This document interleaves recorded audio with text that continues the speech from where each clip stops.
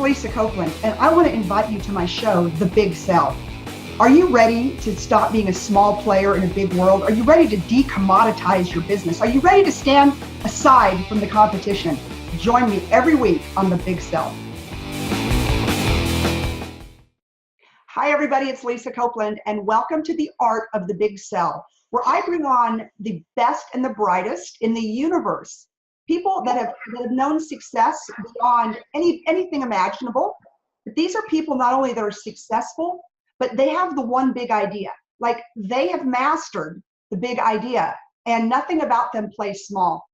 So I'm very honored today to be able to have Rebecca Contreras on, who is just an absolute rock star. And you wait until I read her bio to you. But she's also one of my best friends in the entire world. In fact, Renee Bangelsdorf and I wrote about her in our book, Crushing Mediocrity, because her story will inspire you today. That, you know, what she's going to share with us is that it doesn't matter where you start in life, it's where you finish. And if you finish strong and you build a strong legacy, and I don't know anybody who has done it better than Rebecca Contreras. Hi, Rebecca, welcome. Hi, Lisa, how are you? All right, well, I'm gonna have to read this bio because it's just it's so impressive. So bear with me. Rebecca Contreras is currently the president and CEO of AvantGarde, an SBA 8A WOSB certified and Texas Hub certified consulting firm she founded in May of 2011. AvantGarde provides services in 4 core areas: people, process, strategy, and technology. Gosh, Beck, I think I need you. Contreras has dedicated her entire career to the people business, serving in executive roles, driving large-scale organizational change. Starting AG in 2011, she has grown the AG team to more than 70 team members and over $10 million in annual revenue. More than 70% of the growth has been due to client referrals. This is so cool. In 2017, the Austin Business Journal recognized her as one of the top 5 women for profiles in power. And so you and I are sisters in that award. I was one of the top 5 back in 2012. Cool. Yeah, and it's very prestigious because there's a lot of really amazing women. And in your case, there was 84 that you were chosen out of.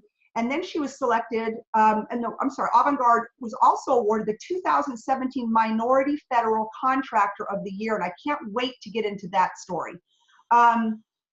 Let's see, during MedWeek, through the Department of Commerce and UTSA in San Antonio in 2015, Governor Greg Abbott and SBA honored her as the Latina Entrepreneurial Excellence Award. This is where I think the story is super cool. So prior to your consulting career, you spent 15 years in government, and you started working for then the state treasurer, Ann Richards. Boy, I wish I would have known her. Loved Ann, loved her, great gal. Loved her. Ultimately worked for various offices, managing their state offices, specializing in management and HR, including my favorite U.S. Senator, former Kay Bailey Hutchison, and then Governor George W. Bush. She ran Governor Bush's state HR prior to his election as governor. And when the governor was elected to president in 2011, Rebecca was asked to join the White House team in a role of special assistant to the president for presidential personnel, and served 2 years overseeing and managing the president's appointment process with over 1,200 positions. After she finished her White House post, then she was appointed to serve as the Deputy Assistant Secretary and Chief Human Capital for the U.S. Treasury, an agency of over 120,000 employees.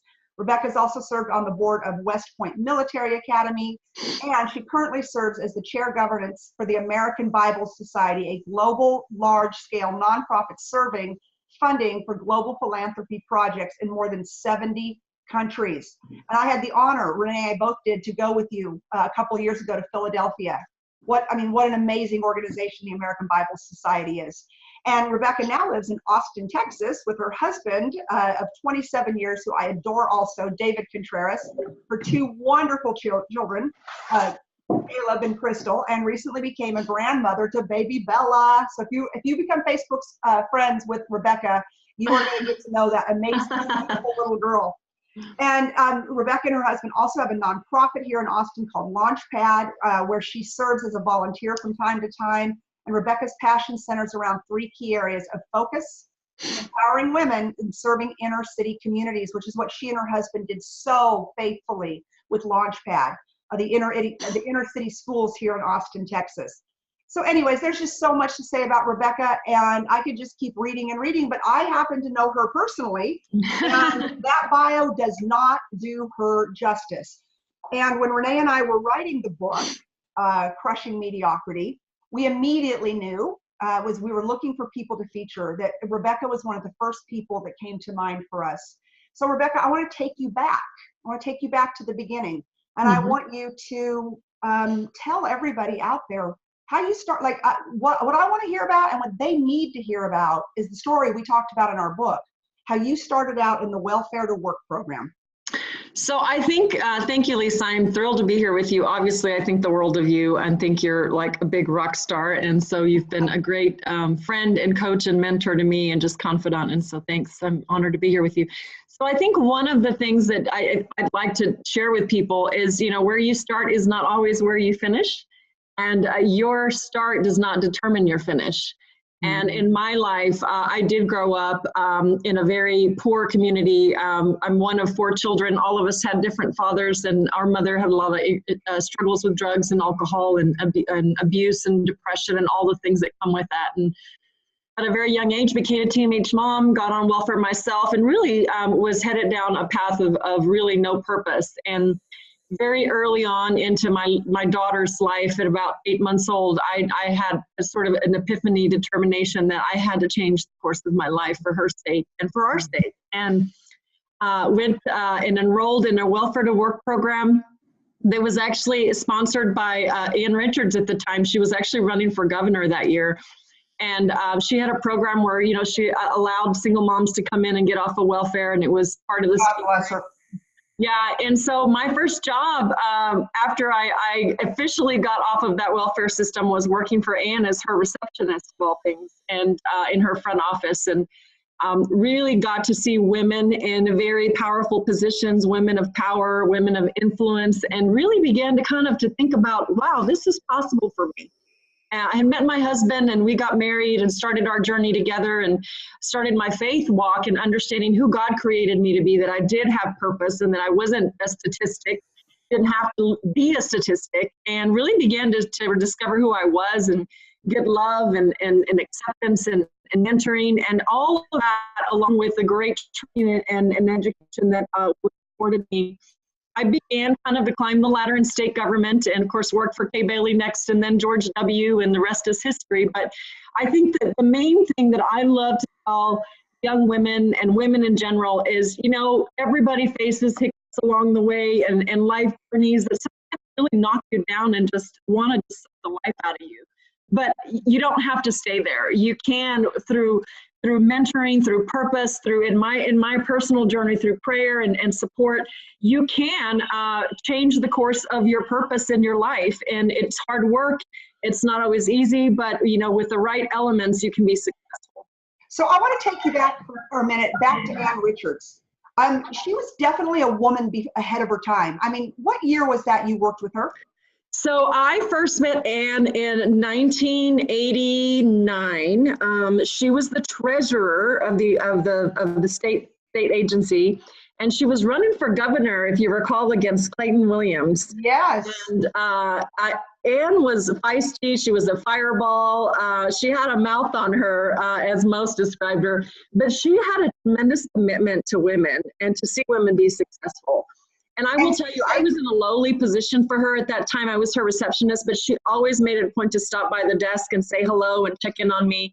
And I remember one imprint that she left on me was she was running for, or she was doing a campaign ad, and she asked me to be in it. And I was at a table at a restaurant with her, and she was talking about, you know, life and what makes things different and what I want to do with my life, and talking about my welfare story. And I remember her listening intently and really caring about my journey and my story. And even though I only worked for her for that short 8-9 months that she ran, and then she left to become governor, and Kay Bailey came in, and really my big transformation was under Kay. Ann was like a catalyst for me, and she let me see the potential of what a woman could look like in the workplace. And growing up in an environment where women were barefoot, pregnant, and you know, all dropouts, I had not seen a woman in power before. So it was a really enlightening moment for me. And yeah, that's really interesting. You brought up that point. We're going to have Melinda Garvey, both of our very dear friend, on the podcast in the next couple of days. And, you know, she has started this movement with On the Dot Woman, bringing relatable role models to women to listen to every day for 4 minutes. And it sounds to me like, you know, that's what you needed at that point in time, because you were able to see two amazing women. I personally know, of course, I know the Senator Kay Bailey Hutchison. I was her campaign chair for Williamson County. And what a great lady she is. Yes. But you had two relatable role models. Do you think the trajectory of your career or your life would have changed if you would not have had two women like Governor Richards and Senator Hutchison to be able to aspire to? I mean, do you think the outcome could have been different or would have been different? Yeah, no, that was definitely a huge part of my dreaming. There's another woman that worked for Kay that was really my boss, Donna Reynolds. I reported to Donna under Kay's leadership. Obviously, Donna reported directly to her. She was the director of HR. Donna's the reason I got into the HR business. But, you know, I believe that early on, God knew that I needed to see women in a different kind of role to change my trajectory, change my thinking. I think everything in terms of changing your course of your life, it begins in your brain, then it's got to get in your heart before it's translated into action. And my thinking was not right. I had not seen women in power. So I think meeting Ann and Kay and Donna early on in my career really was a catalyst for me in terms of looking at myself different as a woman. But how brave were you? I mean, you had dropped out of school, you had gotten your GED, you were a single mom, you had not seen success in your life, or it had never been modeled for you. But at that young age, you knew that you were meant to do something big, that you were meant to not be where you started. And that is so, I mean, to me, that is the message that every young woman and young man needs to hear. You know, not everybody starts from a place of success.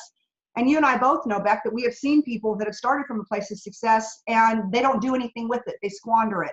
Yeah. And that's why your story is so amazing. So now I want to walk you a little bit farther through your story. And I want to talk about when Governor George W. Bush came to office and what that looked like. And then from there, I want to go to the White House, because what I want to give everybody is what your background is, because now I totally want to talk about what you're doing nowadays, but I want them to understand how amazing you are and that there's nothing in life that will hold you back except for fear and fear. Yes. You were fearless. I mean, I know you had nights you stayed awake. How am I going to feed all of that? But you just pressed through. You didn't let anybody stop you. Yeah. It's just such an amazing story. So I think that the women in my life were a catalyst, but then there was a second piece. I had not viewed men in a healthy role model way for me. In my life, men were abusers. They took advantage.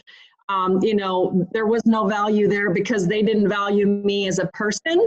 And so when I first met my second mentor, a gentleman by the name of Clay Johnson, who was the president's best friend, Clay went to school with W, both at Andover High School and Yale, and you know they became really good friends. And of course, he led the administration in the first term for him. When I first started working for Clay Johnson in the governor's office and met Governor Bush, wow, here were two phenomenal men that actually saw my potential, that saw that I was smart and had energy, and that began to really help give me a different vision in terms of my career. It was really, Donna Reynolds played a huge role in my life. And then when I started working for Clay Johnson, Clay gave me exposure to the governor, and I started interacting more with the governor, and of course learned that he was, you know, going to run for president. And when I got the question, I remember it was in the chief of staff's office, in the office of the governor. By that time, I had risen up to be the director of HR. And Clay said to me, you know, I was talking to the governor today about you, and he asked me if he gets elected, would Rebecca go to Washington? I about fell over in my chair, Lisa. I said to him, little old me? Literally, he knows who I am. And I remember because he looked at me and said, oh, Rebecca, he knows who you are. But that encouragement and that, you know, having someone believe in you and having like the governor of the great state of Texas who's running for president. I mean, we're not talking just anybody. Yeah. Well, but you know, for me, it was bigger than life. I had already arrived working for the governor. I didn't need anything else. But to hear that Clay Johnson and Governor Bush had a potential to have me serve under a potential elect presidency, I was blown away by that. I was just lucky to be where I was. I didn't really think of achieving anything above that. But, you know, one of the things that I have been really blessed in is I've had really strong men around my life. My husband was the first rock of my life that came alongside me at age 19. And of course, we got married at 21, and then God began to bring other healthy men that saw my potential and that gave me opportunities. So both men and women that inspired and encouraged me, and then they let me run because I'm a doer. And You're a thoroughbred, sister. They've got people that let you run. I needed direction in the beginning, but after, get the hell out of my way and let me run. And they allowed me to do that. So I'm really grateful to both Governor Bush, President Bush, and Clay Johnson for that. Well, and I'll just, side story, you had invited me a couple years ago to go to the reunion for the Bush-Cheney White House, which I was so excited. I'm a huge fan of President Bush and Mrs. Bush, of course. And we were in a line where all the former employees of the Bush White House were there. And I saw George W. Bush jump over about 3 people to get to you and give you a hug. So I can absolutely testify that that man adores you.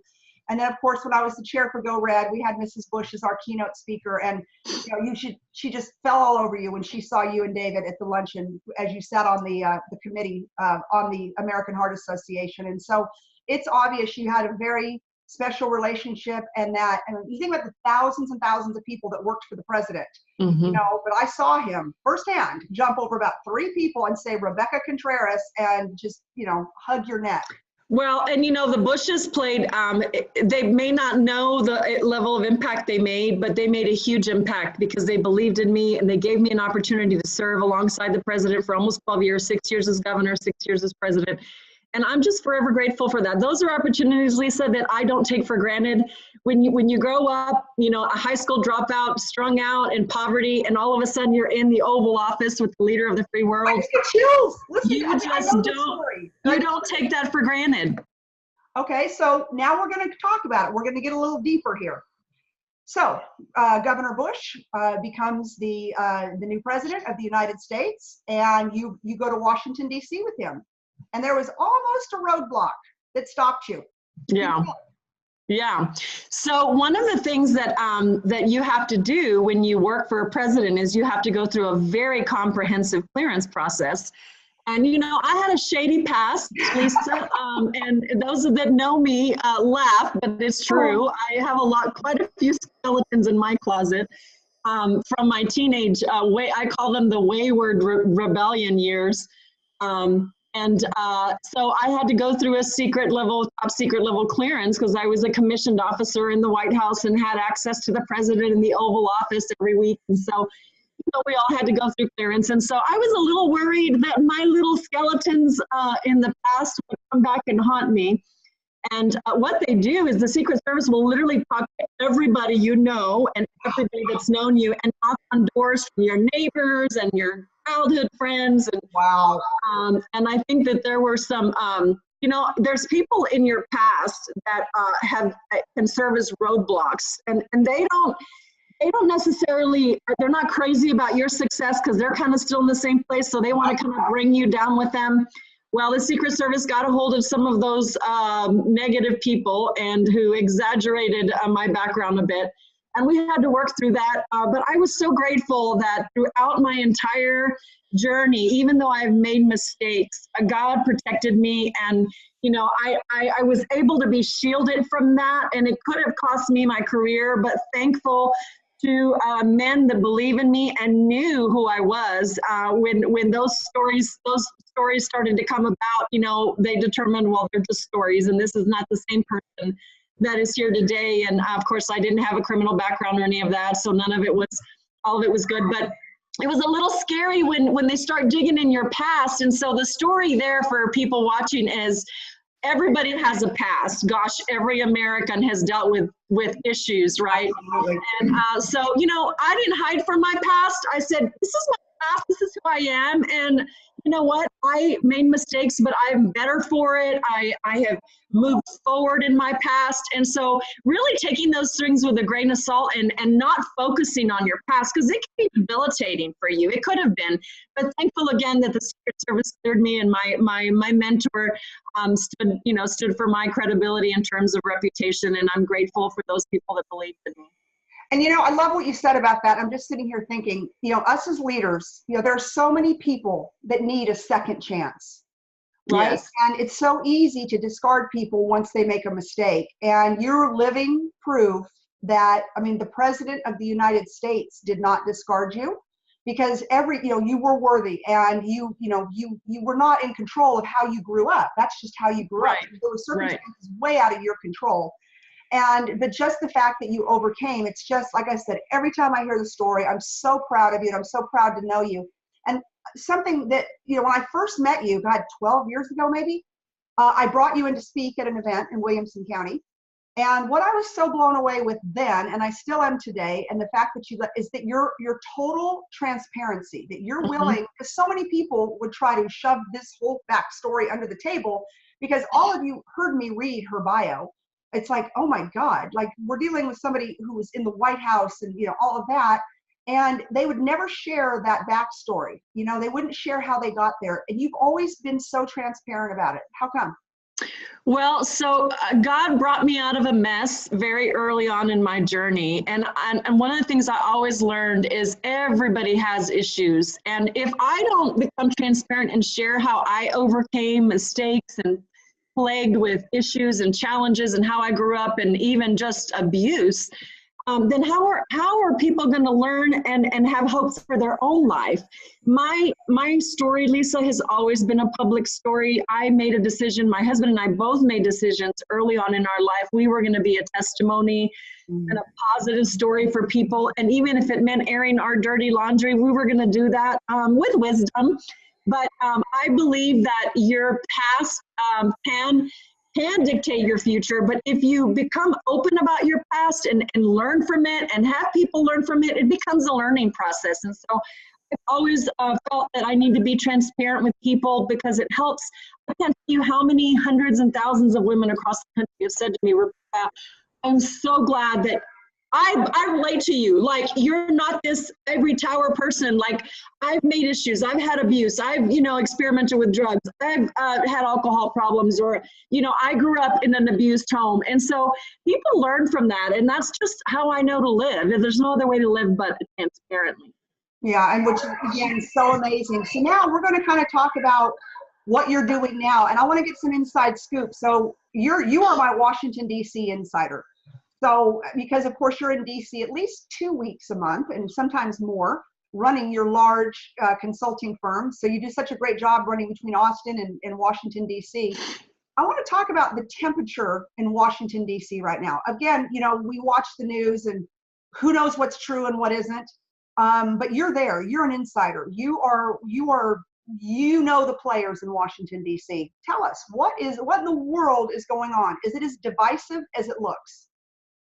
Well, and I had this conversation with a colleague of mine who's an executive working in the Trump administration for a secretary, and we've both been around, presidency and of course in state and local government, and so I've been around on the government side of political, not necessarily on campaigns, but on the government side, organizationally for a long time, since 1989, 1990, and I have to honestly say that this is probably the most divisive time I've ever seen in our country in terms of the political divide. And unfortunately, it does create problems for people to see progress.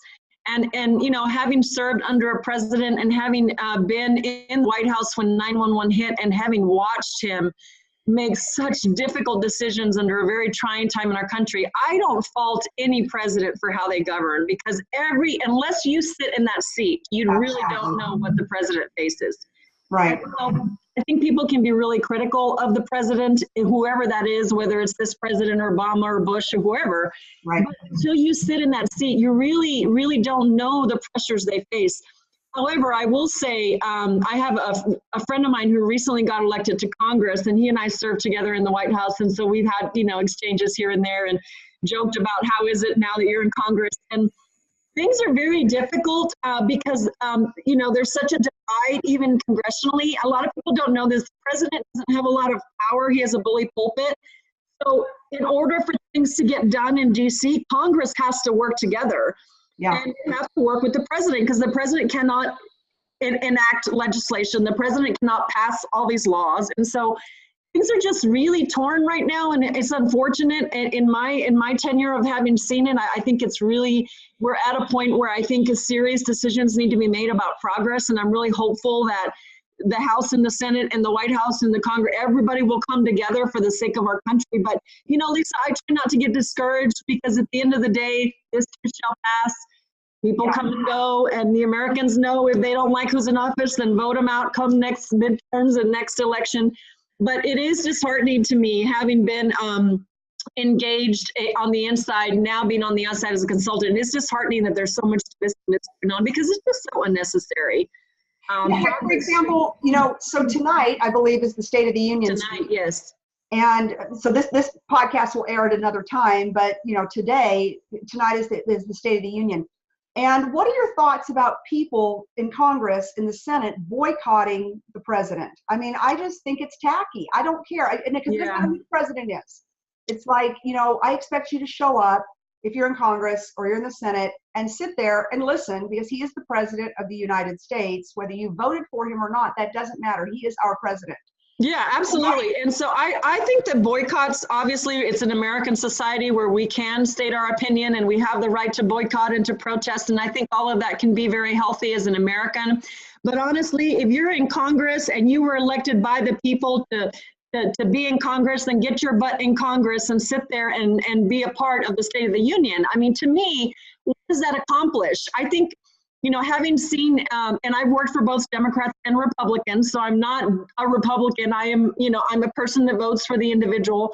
And I've had bosses on both sides of the aisle. And all I can say is, do your job. That's what the American people elected you to do. And if if you disagree with the president, then you can disagree respectfully, but boycotting a State of the Union accomplishes nothing.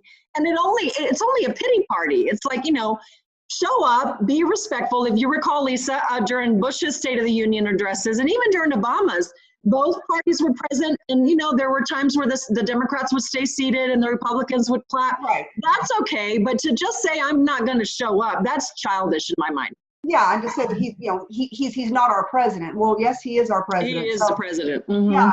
So, I mean, good point. So let me ask you something, and I want to kind of go down a road of bullies.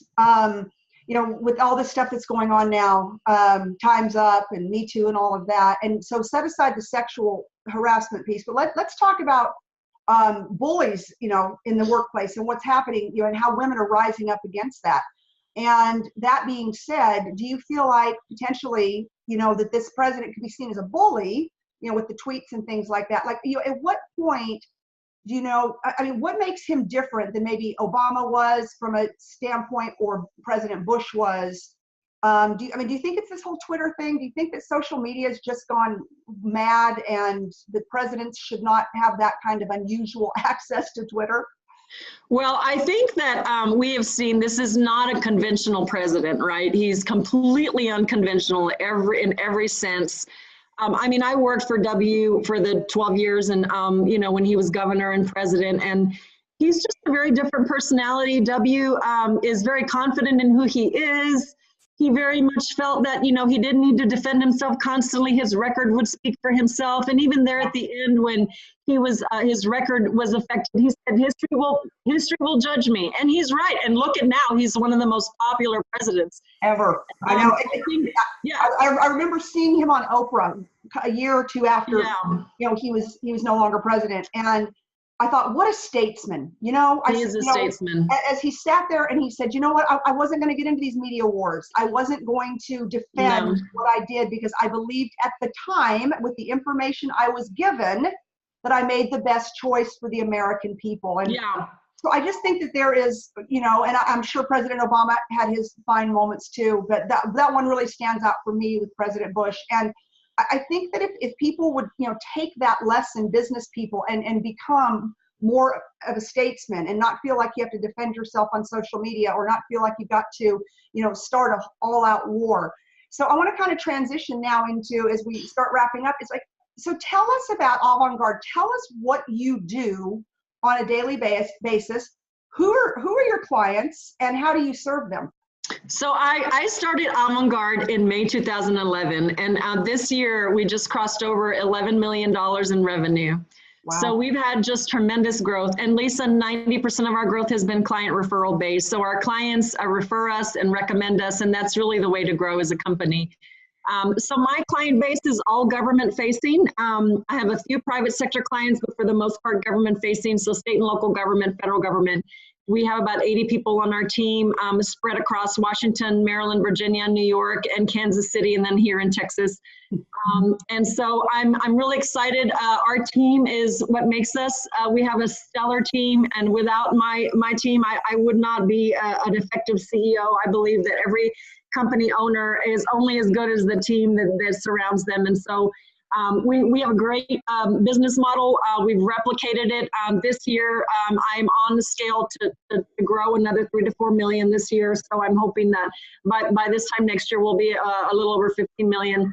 And we're really excited because our capabilities are about people, are about process, are about organizational strategy and transformation. So we come in and help organizations identify inefficiencies, help them identify, various customer service hiccups or issues, and then make improvements, not only to their workforce, but to their organizational structure, to their process. And then we have a technology piece as well that we enable technology through a tool that we developed and actually is under patent that combines workforce and organizational planning in a web-based type tool that's proprietary. So we're excited. We're talking about with the current administration and with some of the new agency leaders that are now in place about supporting in government reform, because I know the one of the big initiatives is to reform government, and we believe we have a model for that. And so we'll see how that goes. But life is good. It's very stressful, and going back and forth now almost 12 years is taxing. But I do what I do because I love my people and I love my clients, and God is good. So let me ask you this: what was the big idea? This whole podcast is about the big sell, the big idea. And talking to people like yourselves who started here, but somewhere along the line, they got the big idea. It was like, okay, this is what I'm going to do. This is the path I'm going to take. When did you make the decision that you would start AvantGarde? And you were just, you were a government worker, let's just call it. And you transitioned from that. Because I don't know many government workers that even know how to talk about trying to get off welfare. Forget that. I say get off the government payroll when you're a government worker. Like, that just never seems to happen. That's why we've got congressmen and senators that are 104 years old with oxygen masks. So that being said, you went from that, let's see, you started with welfare, a GED, then you went to the governor's office, then you went to the White House, then you became a government worker, and now you're this entrepreneur extraordinaire. What was the shift? What was the mind shift? What was the big idea that got you off the government's payroll and actually had you develop your own payroll for 80 employees? So Lisa, I wanted my freedom. My husband and I absolutely have a passion about our community. We believe that we were taken out of the community to come and impact the community. I saw that I can't do that as a W-2 clock in, clock out government worker. In order to make a difference, you have to have wealth, you have to have income, and you have to expand in order to affect the community. You do it by empowering people, you give them jobs, you produce what I call generational wealth for your family. We have an interest in giving in large proportions. You can't give money that you don't have. I would like to be, frankly, at a place where I'm giving half of my income away, if not more. And we're on a trajectory to get there. But I really kind of had a shift. David and I, early on in 2010, began to really kind of reevaluate our kind of day-to-day life. And although we'd had great success in our careers, we really wanted to do something with what God gave us and all the success we'd had. And we felt that investing in the community and making it a point to start a business to actually produce wealth and growth financially for us so that we could then give back. And so that was really the catalyst for us. It continues to be the catalyst. We want to invest in our community in a big way. And I'd like to be the one writing those big checks instead of asking for them.